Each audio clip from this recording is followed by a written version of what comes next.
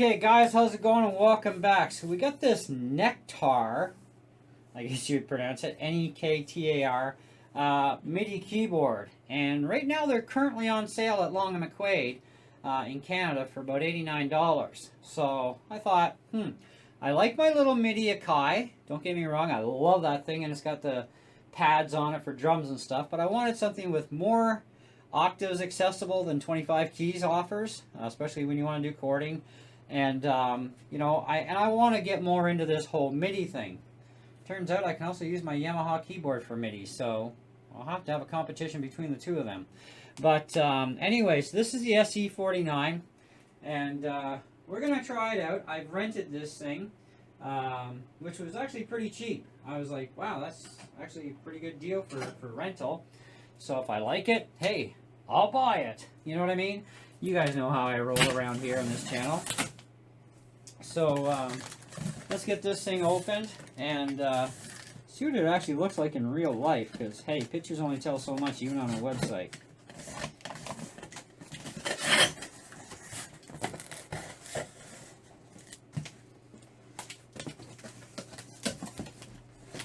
Okay.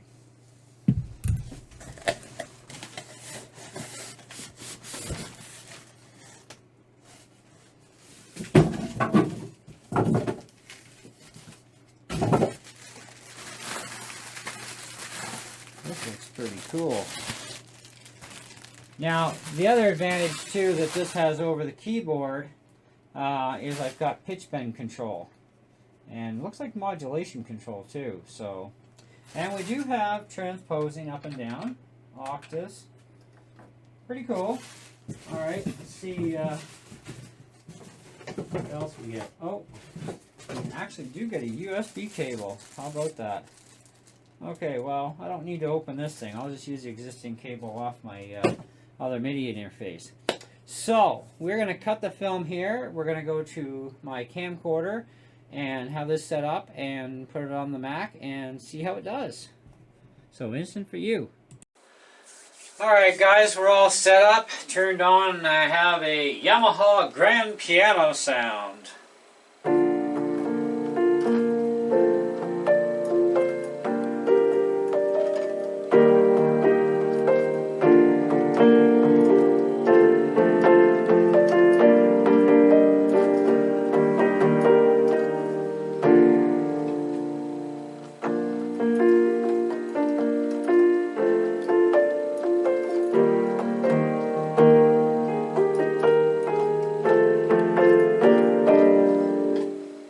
Not bad. Steinway grand piano.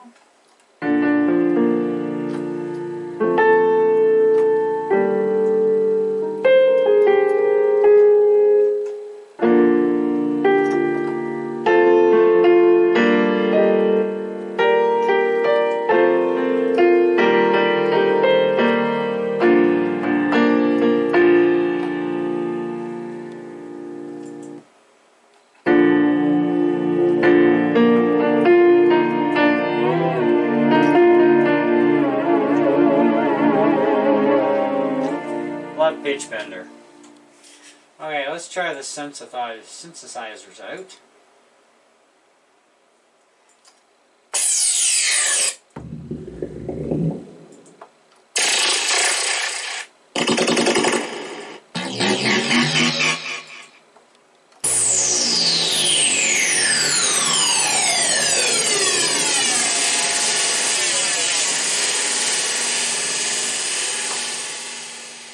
That's kind of fun.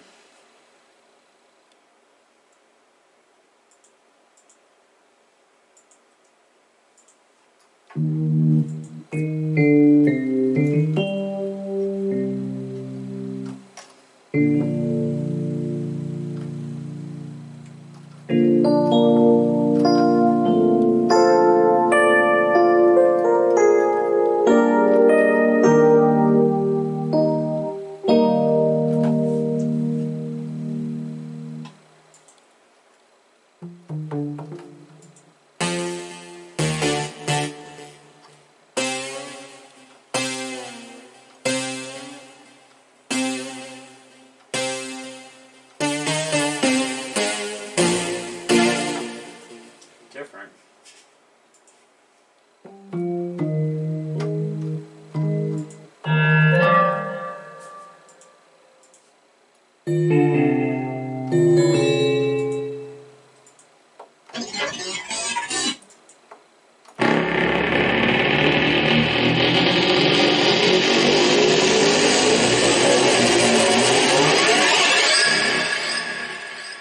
That's fun. Alright, let's get back into something else here. Let's try this.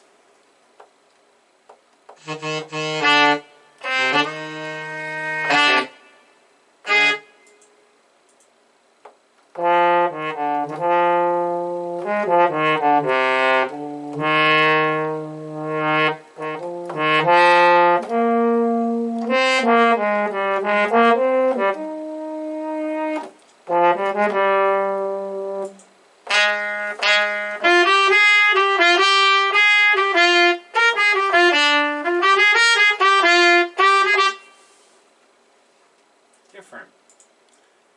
Studio strings. Cellos.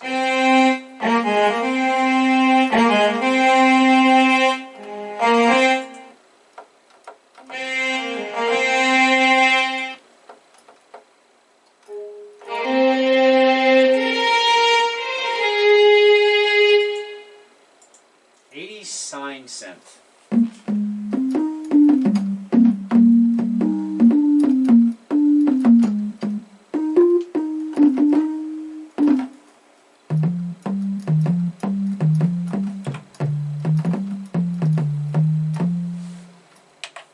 So we can also transpose as well.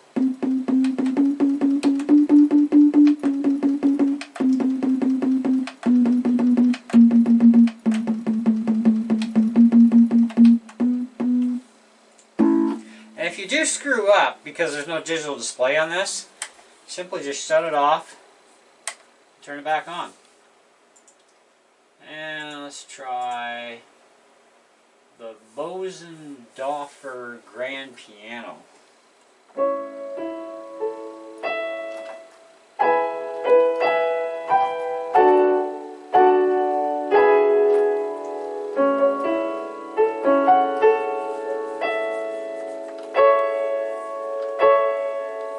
So, on some instruments, of course, you can't use the pitch bender, but no big deal. Regular keyboards. Let's try faded keys.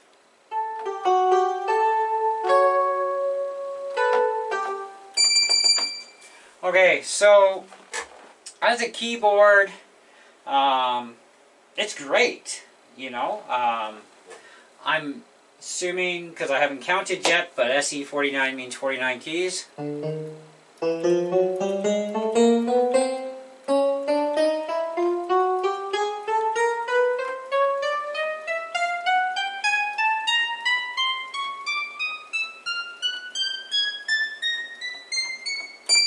And that's exactly what it means, 49 keys. So, yeah, who needs a manual? But, apparently these keyboards, even though they're cheap for this brand, from what I was told at Long McQuaid, the Nektar Midis work perfectly with Reason. I'm using Logic Pro on my Mac because I don't use Reason. I use Logic Pro, Pro X, and GarageBand.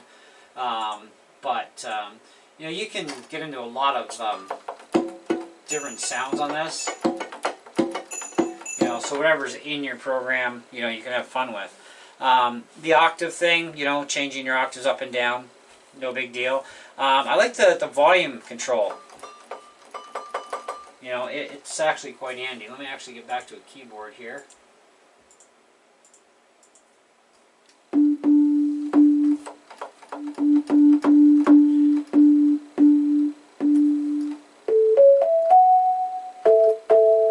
And it is touch responsive, which is also nice.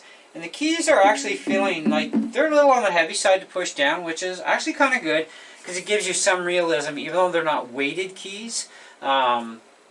You know, they're not like cheap feeling. Like, you feel the keys on a cheap keyboard, they can go down real fast and easy. They feel very plasticky and cheap, even though yes, they are plastic, but it doesn't feel cheap. I like the format of this. I mean, 49 keys. That's more than enough octaves to get you doing virtually anything. Because if you need to go up a half step or a full step, it's just a matter of transposing, and you can stay down in this area. And this is the majority of the area you'd stay at on a regular piano anyways, unless you're playing like other stuff that requires the higher, going into different octaves, right? But again, you can switch by here by changing your key or octave level, right? So if you want to go down a couple, right?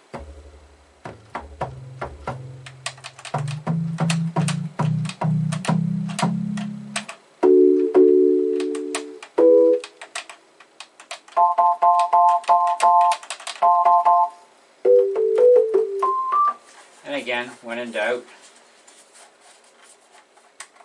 Now I do like the fact this actually has an on and off switch too, because I like to leave my Mac turned on, and this is handy because I can just turn the power off to this. With my Akai, I don't have an on and off switch.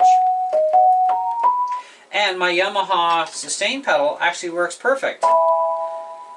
And the way it should, like, you press it down to sustain it, you let go, takes off the sustain. It works the opposite on the Akai, so I actually had to order in a specific sustain pedal for it that I can flip the polarity on. So for this thing, it was just like plug it in and no problems, away it goes. Even with the Yamaha grand piano, it actually doesn't sound bad. So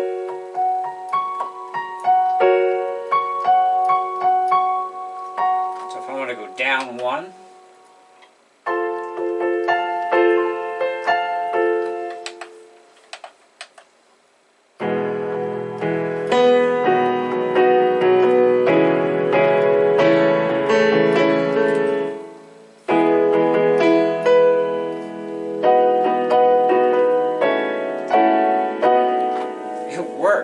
it's like, that's pretty cool.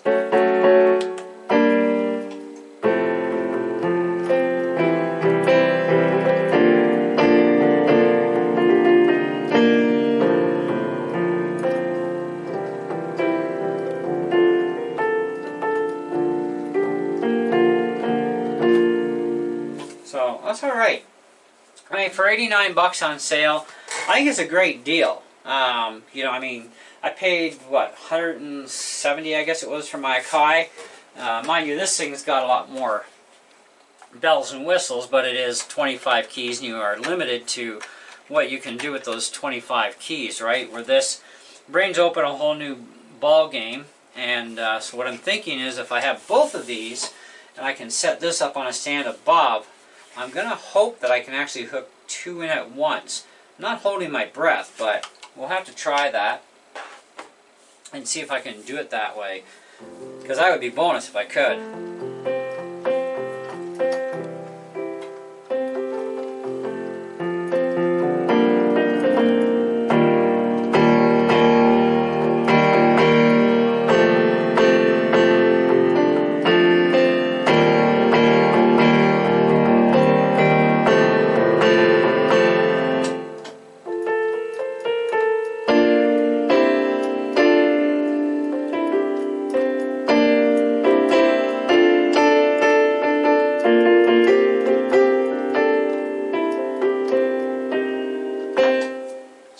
Works alright. I like it. Let me know what you guys think in the comments below. I cannot see you going wrong at $89. I can't see you going wrong at regular retail, which I have no idea. I'd have to go check their website. But, hey, guess what? The link will be in the video description below. So even if you miss out on the sale, which is supposed to be at the end of this week, from what I understand, when it ends for 89 bucks, even at the retail price, I'm thinking it's probably going to be very fair. I mean, you do have the pitch bender, you've got your modulation here, you've got transpose, you've got level output, which is nice, so you can get a lot more precise, especially on the harder hitting You can pull that back more and, you know, give a little bit more authority and still not over blasting things, especially if you're playing them through your reference monitors like I am. You know, depending on the program you want to use with it, it supports a vast majority of programs. Like I said, Reason is one of them. Many others. If you're a Mac user, definitely GarageBand, Logic Pro, Logic Pro X. Those are the ones I use, and it's going to work fine on any of those three. So that's actually really beneficial. A cheap $25 Yamaha sustain pedal, and you got sustain, right? USB hookup right to your computer, on and off switch for power, which is great. So if you want to leave your computer going, this won't stay going. You know, you can just turn it off. And of course, like I said, if you screw up on your transposing, and you're like, oh, I don't remember how many steps I went because it doesn't show you, then just turn it off and back on again, and it goes right back to default. So you're fine that way too. And it's not taking up a ton of space even on my desk. Like, you know, it's taking up better than twice the space, really. I mean, when you think about it, there's my Akai, so 1 times there. So about 2.5 times the space of this, but again, you're talking different machines for different purposes. I want something that's, you know, more piano, but also give me access to all those boatloads of sounds I have within these programs. Oh, excuse me for yawning. You know, I am considering that Yamaha 373 as well. It does have some options in it, of course, that this is not going to have. So I may end up with all three in the end, is what I'm kind of really thinking, to be honest. It's kind of like, well, you know, the Yamaha can use for MIDI. I should be able to use its own built-in sounds as well, which I can do right now by going direct out from the headphone jack to the studio gear. So I can use those sounds, plus I can use this with whatever sounds I want from my programs, from my DAWs. And then of course I have the Akai Mini, which I can use for just small little things I want to do, and adding in beats and other things that this can do that this just can't. So can you have too many MIDI devices? Probably not. Although I'm not going to go hog wild crazy on MIDI stuff. I just want what I need to be able to do all my music that I want to be able to do. And I think I would be quite content between the three of these units, like the Nektar, my Akai, and of course that Yamaha 373.